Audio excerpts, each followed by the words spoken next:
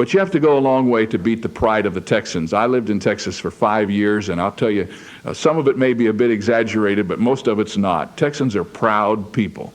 I heard about a Texan who was eating one night in the cafe, and he was waxing eloquent about the great state from which he had come, how it had the most beautiful women, had the greatest buildings, had the biggest corporations, the best football teams, more money than any other state, the greatest oil, all of this. And he just went on. And the people who were eating lunch there were having a fit because he was driving them crazy.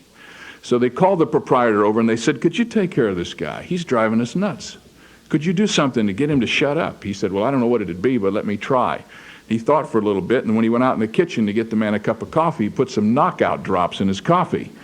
And he came back, and the guy swigged the coffee down, and I tell you, it wasn't 5 minutes before he passed out on the floor. And they didn't know what to do with him now, so they got to thinking about it, and this proprietor had an ornery streak in him, and he gathered up some of his buddies. They put their friend in the back of a van and drove him out to a cemetery. On the way, they stopped at a mortuary and borrowed a coffin.